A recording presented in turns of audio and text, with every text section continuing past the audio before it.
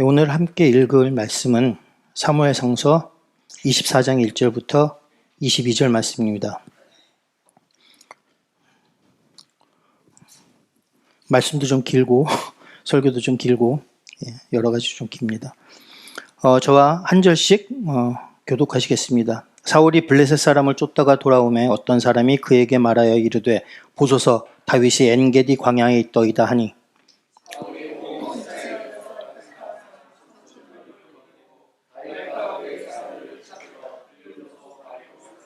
길가 양의 우리에 이른즉 굴이 있는지라 사울이 뒤를 보러 들어가니라. 다윗과 그의 사람들이 그 굴 깊은 곳에 있더니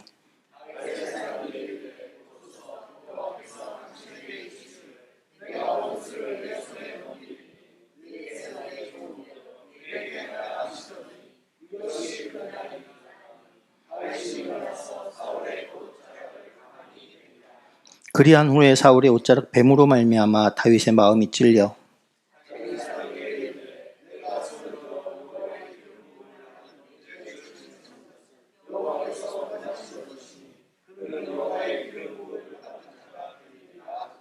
다윗이 이 말로 자기 사람들을 금하여 사울을 해치지 못하게 하니라.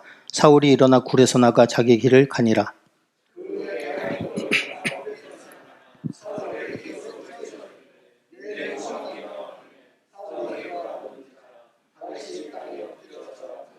다윗이 사울에게 이르되 보소서 다윗이 왕을 해하려 한다고 하는 사람들의 말을 왕은 어찌하여 들으시나이까?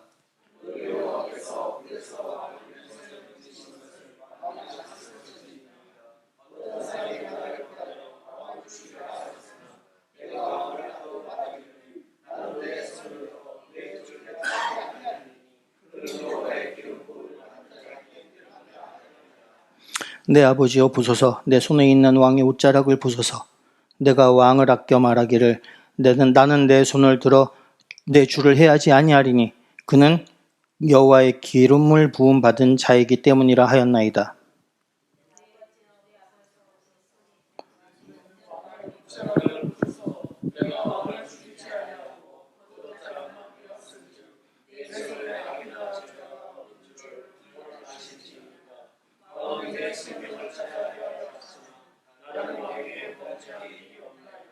여호와께서는 나와 왕 사이를 판단하사 여호와께서 나를 위하여 왕에게 보복하시려니와 내 손으로는 왕을 해하지 않겠나이다.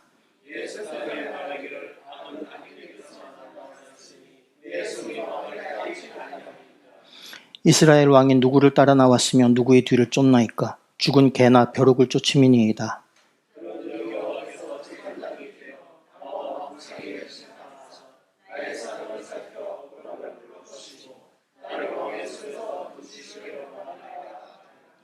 다윗이 사울에게 이같이 말하기를 마침에 사울이 이르되 내 아들 다윗아 이것이 내 목소리냐 하고 소리를 높여 울며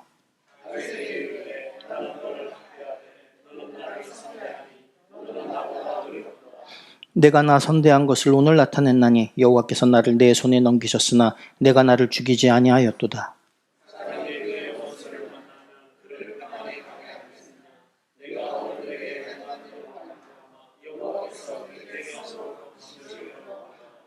보라 나는 내가 반드시 왕이 될 것을 알고 이스라엘 나라가 내 손에 견고히 설 것을 아노니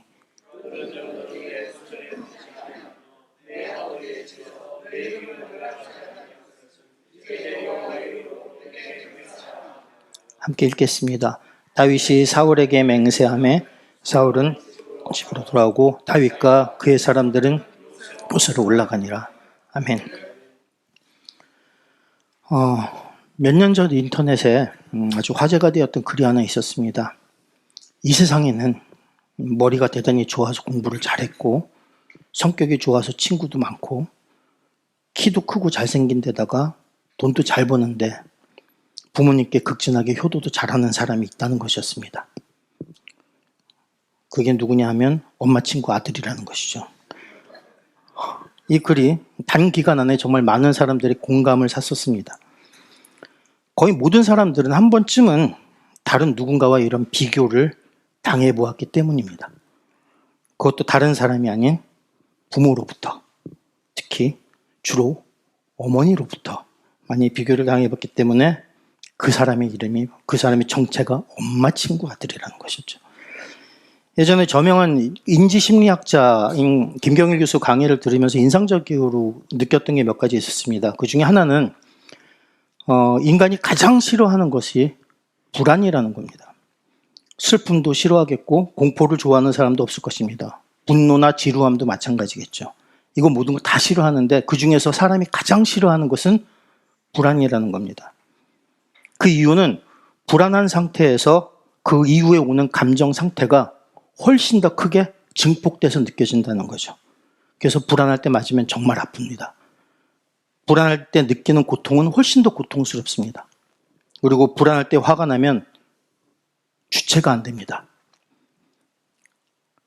불안은 이렇게 그 이후에 오는 모든 감정을 아주 증폭시킵니다. 그럼 이런 불안은 언제 생기고 언제 커질까요? 불확실할 때. 무슨 일이 벌어질지 모호할 때입니다. 그래서 공포영화가 무섭습니다. 공포영화가 무서운 이유는 귀신이 됐든 괴물이 됐든 유령이 됐든 아니면 살인자가 됐든 언제 어느 순간에 튀어나올지 우리가 알지 못하기 때문입니다. 그래서 공포영화를 무섭지 않게 보는 방법이 하나 있다고 합니다. 뭐냐 하면 화면 이쪽에다가 숫자를 카운트다운을 띄워넣는 겁니다. 10, 9, 8, 7 그리고 0이 될 때 살인자가 튀어나와도 사람들이 안 놀랍니다. 왜? 나올 줄 알고 있으니까. 심지어 웃는 사람들도 있었답니다. 어쨌든 인간은 불안을 가장 싫어합니다. 그리고 불안은 모호하고 불확실한 상태에서 오는 거기 때문에 결국 인간은 모호하고 불확실한 것을 가장 싫어한다는 것이죠. 그래서 인간은 아주 확실한 것을 선호합니다.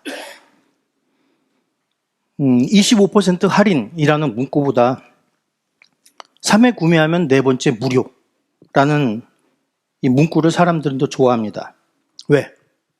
뭔가 분명하게 다가오는 게 있거든요. 사실 4번 구매할 때까지는 첫 번째 조건이 훨씬 더 좋습니다. 구매할 때마다 25%씩 할인을 받기 때문입니다. 네 번째 가서 무료로 받아야 두 가지 경우에 이득이 동등해집니다. 그런데도 사람들은 3회 구매하면 네 번째 무료에 더 많이 혹합니다. 그 이유는 분명한 걸 더 좋아하기 때문인 거죠. 최근에 이런 광고가 있었습니다. 타이어집입니다. 타이어 3개를 사면 하나는 더 공짜라는 거죠. 예. 근데 사고로 특정한 타이어가 터지거나 찢어지기 전에는 타이어는 4개를 한꺼번에 갈아야 하는 게 맞다고 합니다. 타이어를 3개만 사는 사람은 없어요. 그런데 이 광고가 무지 인기를 끌었습니다. 타이어집 사장님의 증언에 따르면 이 광고가 이전 광고보다 훨씬 더 효과가 좋아서 사람들을 많이 불렀다는 겁니다. 그럼 이전 광고가 뭐였는데 그러느냐? 이거였습니다. 되게 유명한 광고죠. 그런데 이거는 안 와닿았다는 거예요. 내가 고객이 어떤 혜택을 받는가가 뚜렷이 눈에 보이지 않았기 때문에 그다시 마음이 움직이지 않았다는 거죠. 이렇게 한 가지 실험이 더 있습니다. 이렇게 두 가지 게임이 있습니다. 여러분은 오늘 이 두 가지 게임 중에서 하나만 할 수 있다고 하면 어느 걸 하시겠습니까? 1번을 하시겠다고 생각하시는 분 계세요? 2번 하겠다고 생각하시는 분? 예, 그럴 줄 알았습니다. 한국 사람들은 외국 사례에 비해서 월등히 2번 게임을 하겠다는 사람이 많다고 합니다. 그런데 2번 게임을 하겠다고 생각하시는 분 대부분이 1번 게임을 하겠다고 마음을 먹게 만드는 방법이 하나 있습니다. 이렇게 되는 거죠. 이럴 경우에도 2번을 하겠다고 생각하시는 분들은 제가 존경하려고 합니다. 그런데 반면에 대부분의 사람들이 2번 게임을 하겠다고 만드는 방법이 있습니다. 그거는 이렇게 하는 겁니다. 예, 상금을 1,000원으로 떨어뜨리면 대부분 2번으로 갑니다. 왜? 1,000원은 있어도 그만, 없어도 그만이라고 생각하기 쉽기 때문에 그렇습니다. 그런데 외국의 경우 이 상금이 100만 원 수준이라고 한다 할지라도 과반수 정도가 아니라 거의 대부분의 사람들이 1번 게임을 하겠다고 선택을 한다는 겁니다. 유독 우리나라 사람만 2번을 하겠다는 사람이 많다는 거죠. 왜? 남들보다 많이 가져야 행복하다는 생각을 기본적으로 깔려있기 때문입니다. 이것은 다시 얘기하면 우리가 다른 사람과 자신을 비교하는 데 익숙하고 또 남들과 비교되는데 대단히 민감하게 반응하고 있기 때문이라는 뜻입니다. 그리고 두 번째는 한국 사람들이 특히 불행하다, 자기가 불행한 삶을 살고 있다, 자신이 못 산다고 생각하는 이유가 다른 사람과 비교를 잘하기 때문이라는 겁니다. 그리고 대개 비교의 기준은 수치로 환산이 되는 것을 비교합니다. 몇 평에 사냐, 몇 cc짜리 차를 타냐. 예. 수로 비교되는 거는요, 아무리 노력하고 아무리 위로 올라간다고 해도 톱이 될 수가 없습니다. 내 위에 누군가는 반드시 있습니다. 언젠가 한번 좀 늦어서 아침에 새벽기도 때 아내를 새벽기도 가는데 차를 몰아주면서 제가 되게 좀 빨리 운전을 한 적이 있습니다. 저도 마음만 먹으면 대단히 빨리 운전을 합니다. 그것도 올림픽대로에서 새벽에 차가 별로 없을 때 빨리 운전을 하고 가고 있었는데 이 정도면 충분히 빠르겠지. 그리고 특히 제 아내는 그런 고속에 익숙하지 않아서 옆에서 겁을 먹지는 않을까 아내의 눈치를 슬쩍 보고 있는데 그 순간 제 옆으로 쏜살같이 지나간 차가 있었습니다.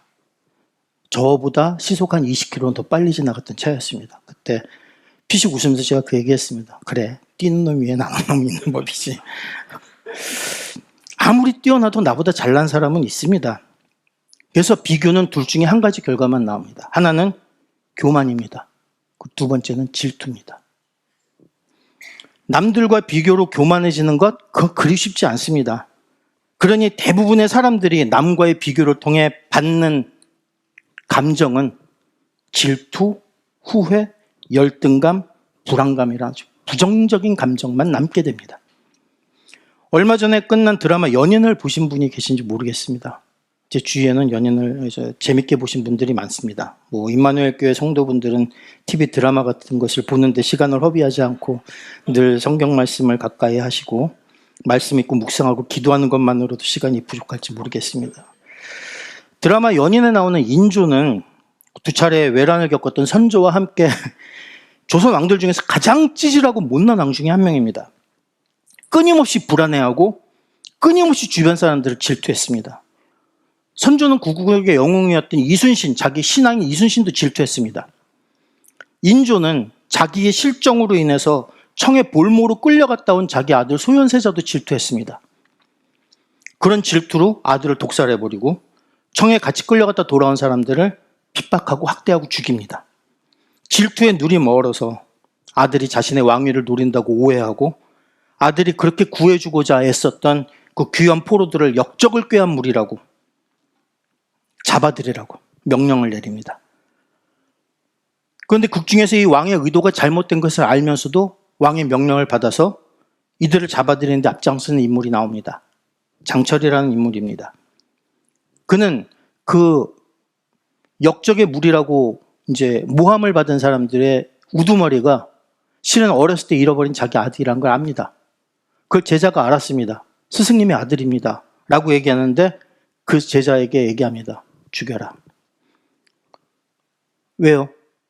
스승님 아들이지 않습니까? 그 이유를 이렇게 얘기합니다. 겁에 질린 사람은 잔인해지기 때문이다. 오늘 말씀 속 사울도 마찬가지입니다. 사무엘상 18장에서 사울이 죽인 자는 천천히요 다윗이 죽인 자는 만만히로다 라는 노래를 듣고 사울이 다윗을 질투하기 시작한 이후에 사울은 오로지 다윗을 쫓아가 그를 죽이려는 일에 골몰합니다. 질투심은 불안감을 낳습니다. 그래서 사울은 사울이 죽인 자는 천천히요 다윗이 죽인 자는 다윗은 만만히로다라는 노래를 듣자마자 이제 그가 얻을 것은 나라밖에 더 있겠느냐, 이 얘기를 가장 먼저 합니다. 저놈은 분명히 반역을 할 것이라고 단정 지어버립니다. 질투는 시기와 미움을 낳습니다. 그리고 불안은 이것을 더욱 증폭시켜서 이 미움을 증오심으로 변하게 만듭니다. 마음이 불안하니까 정신이 온전할 리가 없습니다. 온갖 부정적인 생각이 끊임없이 떠올랐다 가라앉고 별의별 의심이 다 생겨납니다. 성경에서는 하나님이 부리시는 악령이 사울에게 힘있게 내렸다라고 표현되어 있지만 정신병 증세, 편집병 증세가 나타나지 않는 것이 오히려 이상합니다. 당연한 겁니다. 미움과 증오는 이렇게 우리 마음을 묶는 아주 강력한 힘이 됩니다. 결국 사울은 다윗을 죽이려고 쫓아다니지만 사실은 다윗에게 사로잡힌 삶을 살게 됩니다.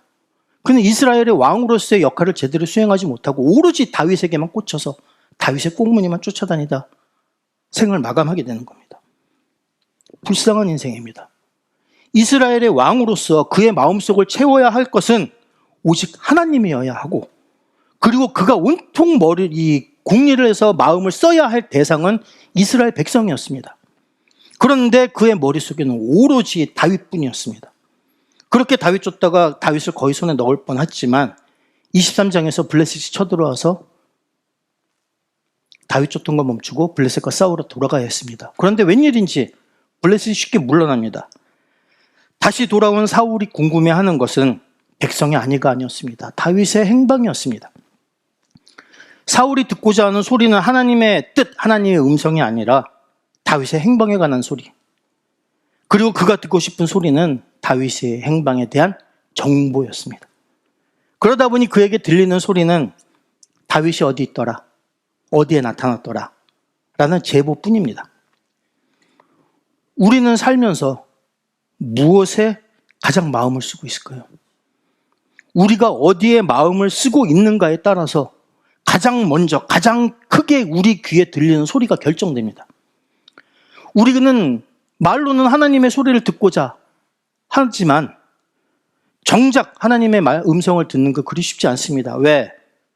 하나님의 뜻을 따라서 하나님의 음성을 구해야 하는데 우리의 마음이 하나님께 초점이 맞춰져 있지 않고 육신의 욕망에 사로잡힐 때가 더 많습니다. 세상적인 가치관을 쫓을 때가 더 많습니다. 그러니 결국 하나님의 소리를 가장하고 육신의 욕망을 부추기는 소리를 듣게 되는 겁니다. 그러면 한순간에 넘어지고 실족합니다. 하나님의 음성을 놓치고 자꾸 다른 것에 귀를 기울이면 그렇게 기울여서 우리 귀에 들리는 그 소리가 결국 우리의 우상이 돼버리고 맙니다. 그리고 그 우상은 우리에게 안겨져 수많은 다른 모든 이 잡소리로 우리를 괴롭게 만듭니다. 우리 마음을 번잡스럽게 만들어버립니다. 그래서 결국 정작 하나님을 믿는다는 신앙 안에서 우상 숭배에 빠지는 그런 어이없는 일을 우리는 자주 봅니다. 하나님 믿는다면서 교회에 나오지, 그런데 마음은 세상적인 성공에 빼앗겨 있습니다. 그러니 예수 믿으면 좋은 대학 간다, 예수 믿으면 성공한다, 이런 귀신 신학을 까먹는 소리 찾아서 그런 설교 찾아서 교회 떠돌아다니는 사람들이 있는 겁니다. 낮은 데로 가라는 말씀 온데간데 없어져 버리고 오직 정의를 물같이 공의를 마르지 않는 강처럼 흐르게 하라는 그런 하나님의 당부는 싹 다 잊어버리고 이웃을 선대하라는 명령도 어디나 내던져 버립니다. 그리고 오로지 일신의 영화만 쫓게 되는 겁니다. 그리고 그 영화만을 위해서 기도합니다. 그리고 혹시 내 기도에 하나님이 응답해 주시지 않을까, 거기에 귀를 기울이는 겁니다. 사울은 다윗이 엔게디에 있다는 소리를 듣자마자 3,000명을 모읍니다. 당시 3,000명 작은 숫자가 아닙니다. 얼마나 큰 숫자였느냐? 사울이 13장에서 처음 믹마스에서 블레셋과 전쟁을 벌일 때 그가 온 이스라엘에서 끌어모은 용사의 수가 3,000명이었습니다.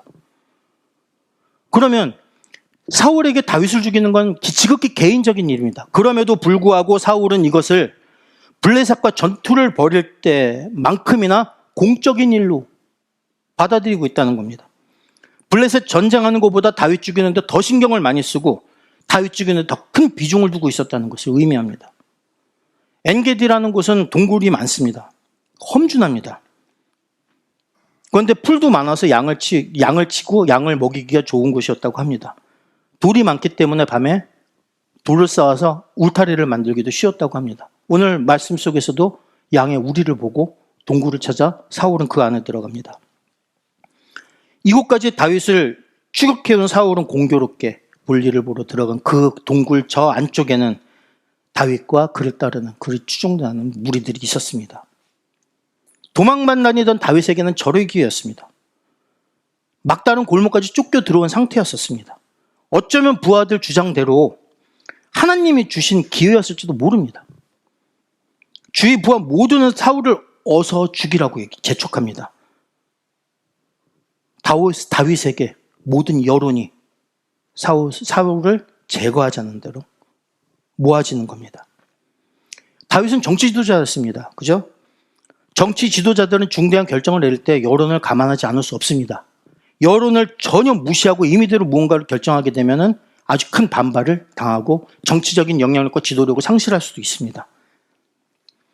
전날 사울이 아말렉과 전쟁할 때 아말렉이 생명 있는 것을 모두 죽이라 하는 명령에도 불구하고 아말렉 왕 아각도 죽이지 않고 좋은 짐승들 살려놓은 이유 중에 하나도 백성들의 여론을 사울이 무시할 수 없었기 때문에도 있었습니다. 사울은 이 일로 하나님께 버림을 받았지만 이는 사울이 얼마나 여론을 민감하게 생각했는가를 반증하는 사례이기도 합니다. 여론을 존중한다는 것, 지도자에게는 대단히 중요한 일입니다. 지도자는 당연히 그 공동체의 의견을 존중해야 합니다. 하지만 문제는 그 여론이, 공동체의 의견이 하나님의 뜻과 상치될 때입니다. 민심은 천심이란 말이 있긴 하지만 언제나 민심이 천심을 대면하지는 않습니다. 민심이 때로는 하나님의 뜻과 전혀 다를 수도 있습니다. 가데스 바네아에서 여호수아 갈렙 말을 듣지 않고 애굽으로 다시 돌아가자고 입을 모아 외쳤던 이스라엘 백성의 의견이 그랬습니다. 예수님을 십자가에 못 박으라고 외쳤던 유대인들의 군중의 하나된 목소리 역시 당시에는 여론이었습니다. 본디오 빌라도가 굴복할 수밖에 없던 여론이었습니다. 다윗도 이제 선택의 기로에 놓였습니다. 그는 이제 어느 하나를 선택해야 합니다. 여론의 향배를 따라갈 것인가? 아니면 하나님 뜻을 따를 것인가? 여론은 사울을 죽이라는 것이었고 다윗의 부하들은 그것이 하나님의 뜻이라고 부추기기까지 했습니다. 사울은 우리 원수이고 그를 죽이자는 우리가 죽는다. 그동안 시달렸던 걸 생각하면 단칼에 해치우는 것이 옳은 일일 것 같다.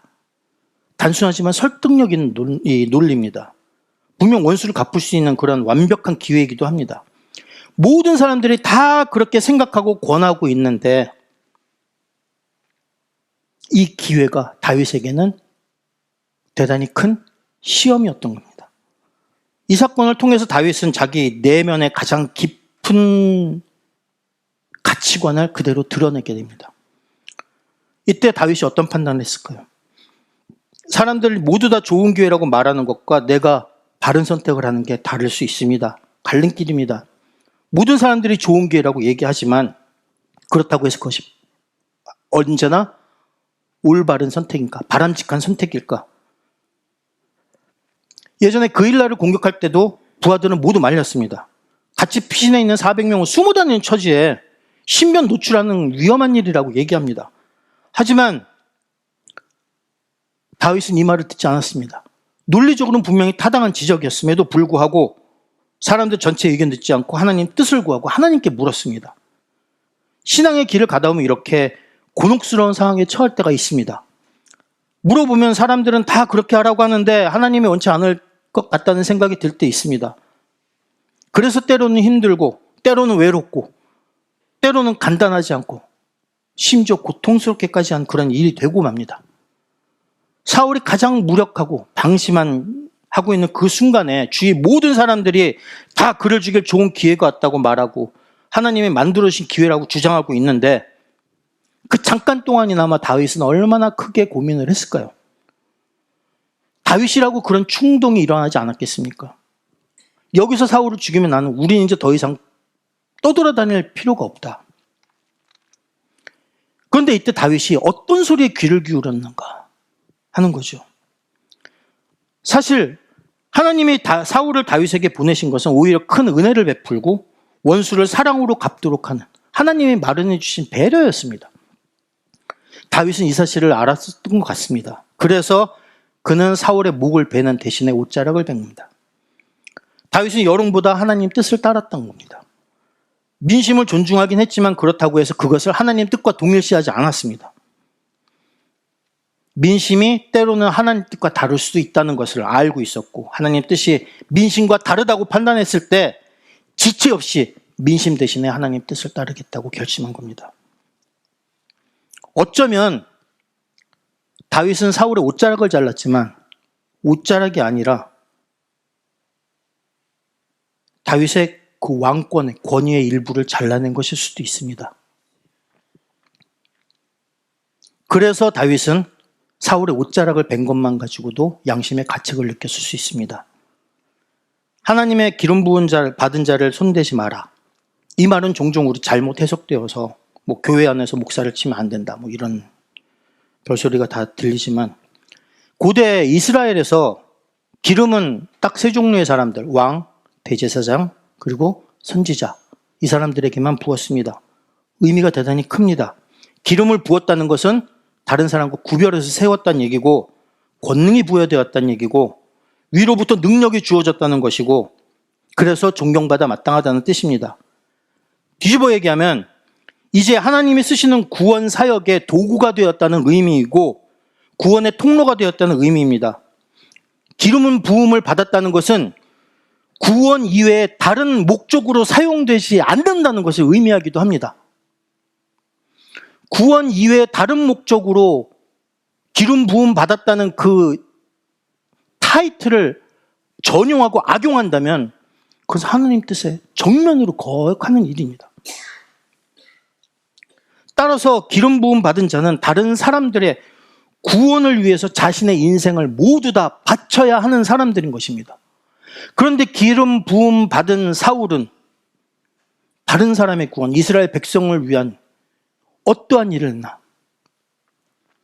아말렉이 침입해오고 블레셋이 침입해오고 나가 싸웠지만 그 이외에는 다윗만 쫓았습니다.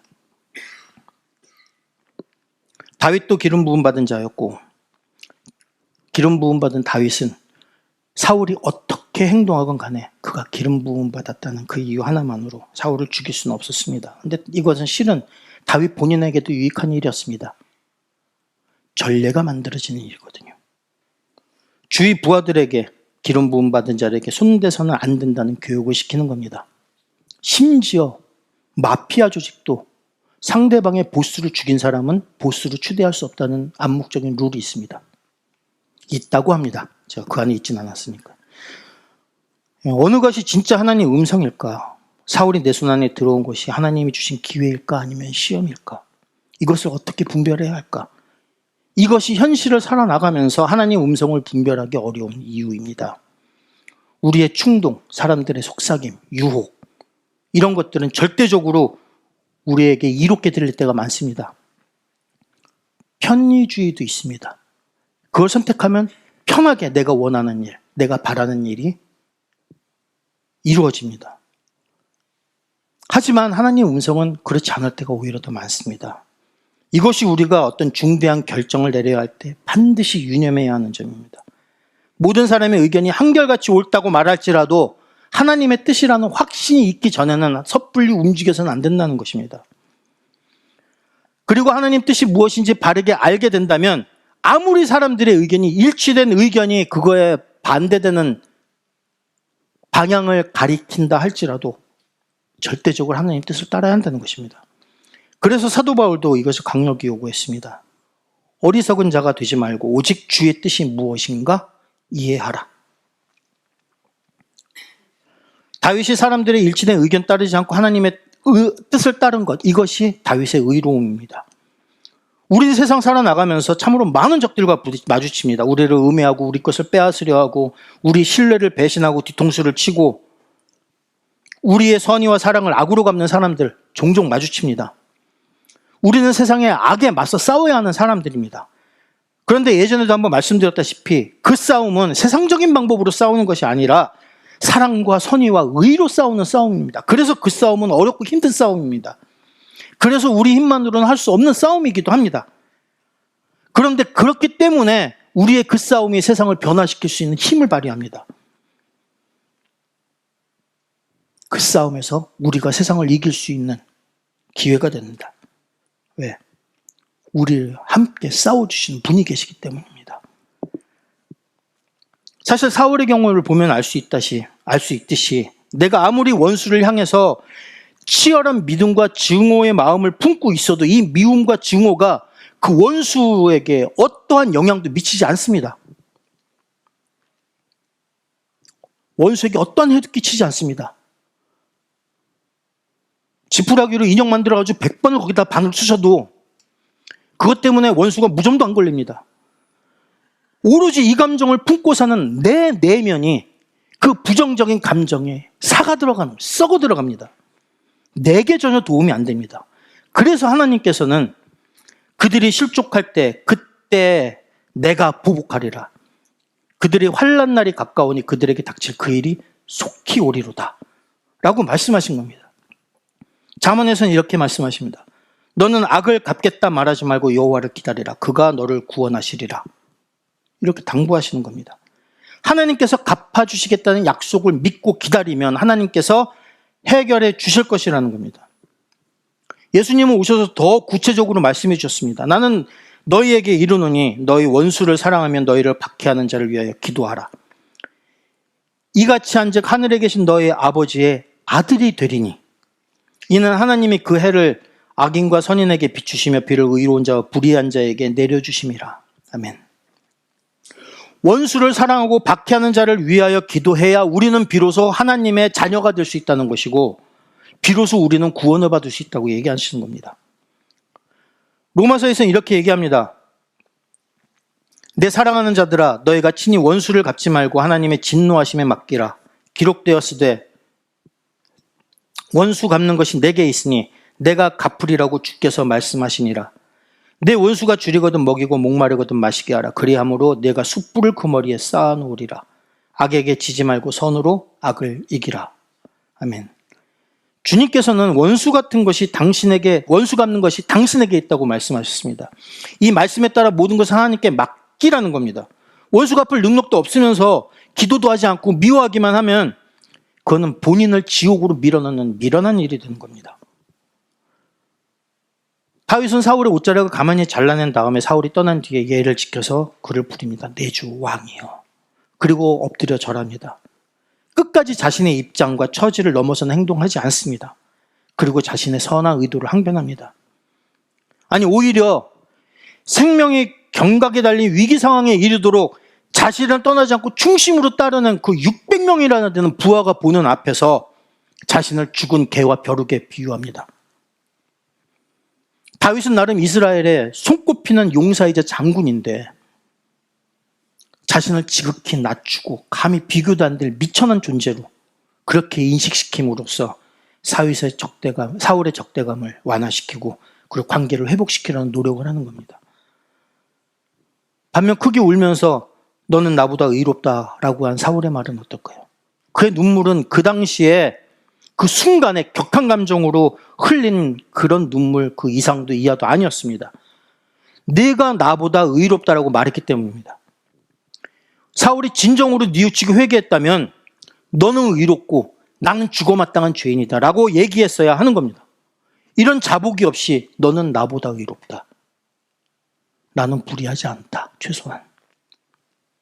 그렇기에 눈물 좀 흘렸고 다윗의 왕위 계승을 인정하는 말을 했다고 해서 그가 진정으로 바뀐 것이 아닌 것.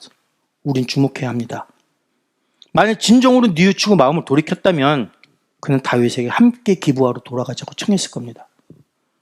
다윗 역시 사울과 함께 집으로 돌아가서 사위와 장인의 관계를 회복하고 제대로 회복하고 어떤 이런 원만하게 지내자라는 얘기를 꺼내지 않습니다. 결국 26장에 보면 사울은 다시 다윗을 잡으러 나섭니다. 우리도 마찬가지입니다. 저 사람 나보다 신앙이 좋다. 이런 판단하는 거 결코 객관적인 판단도 아니고 냉정한 판단도 아닙니다.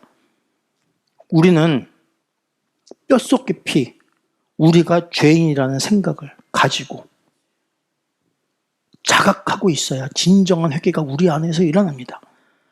자신보다 의롭다고 판단되는 사람을 만나서 그와 함께 어울린다고 해서 내 안에서 회개가 저절로 일어나지 않습니다. 우리가 눈물 조금 쏟았다고 해서 회개하는 것처럼 보이는 말을 한다고 해서 후회 말을 했다고 해서 그것만 가지고 올바른 신앙인이 되는 것? 그런 법은 없습니다. 이건 착각입니다. 스스로를 속이고 스스로에게 속는 일입니다. 우리는 진심으로 하나님께 돌이키는 회개, 뼈가 부서져 나갈 것 같은 아픔을 느끼는 회개가 있어야 우리는 진정한 하나님의 자녀로서 한 걸음 뛰어넘는 겁니다. 오늘 말씀 읽으면서 이 시대에 우리는 과연 어떻게 살아가야 할까요? 다윗이 살던 그 방식 가운데서 우리가 본받아야 할 자세는 과연 무엇일까요? 기름 부음 받은 자 치지 않을 만큼 악을 악으로 갚지 않고 선으로 갚으려 하는 것. 다윗의 부하 600명 결코 작은 수 아닙니다. 그 험준한 지형에서 게릴라전 펼치면 3,000명하고 한번 붙어 볼만도 했습니다. 그런데 자신을 따르는 사람들도, 그리고 사울을 뒤를 쫓아와서 사울의 명령을 받은 그 사람들도 똑같은 이스라엘 백성입니다. 싸울 이유가 없었던 겁니다. 나중에 아들이 반란을 일으켰을 때도 다윗은 싸우지 않고 도망갑니다. 울면서 도망갑니다.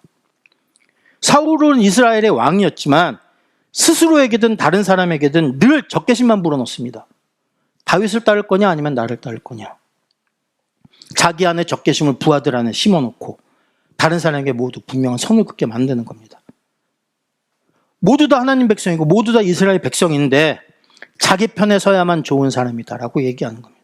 이런 이분법적인 사고방식, 가장 무능하고 악한 지도자의 전형입니다.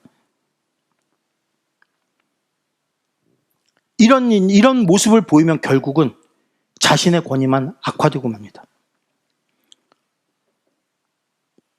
누가복음 6장 45절에서 예수님은 선한 사람은 마음에 쌓은 선에서 선을 내고 악한 자는 그 쌓은 악에서 악을 내나니 이는 마음에 가득한 것을 입으로 말함이니라 라고 말씀하셨습니다. 우리가 마음에 무엇을 쌓고 있는가가 그 사람을 정의합니다. 먹는 것이 우리의 건강을 만들듯이 우리가 무슨 생각을 하는가가 우리의 존재를 결정합니다. 우리는 하루 종일 무슨 생각을 하고 살고 있습니까? 데카르트 얘기했습니다. 나는 생각한다. 고로 난 존재한다. 데카르트 식으로 얘기하면 나는 그리스도를 묵상한다. 고로 나는 그리스도인이다. 나는 하나님을 사랑한다. 고로 나는 하나님의 자녀로 자라간다. 이런 고백이 우리 마음 깊은 곳에서 나오고 있는가요? 하루 종일 그리스도 묵상하고 그분 말씀이 우리 안에 남아있지 않으면 우리는 결국 그리스도인이 될 수 없습니다. 죽이는 것만 생각했던 사울은 결국 거침없이 노베 제사장들 다 죽여버리라는 명령을 할 수 있었습니다.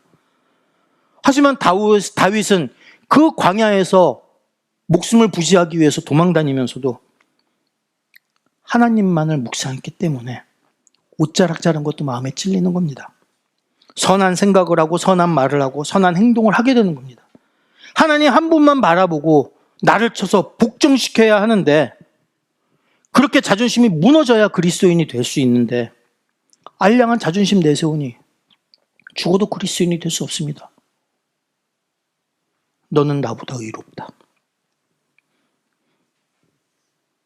이런 마음가짐으로 살아나가면 그러면서도 나는 죽고 내 안에 그리스도만 사는 것이라 말씀 100번 1000번 외워도 내 삶은 변하지 않습니다.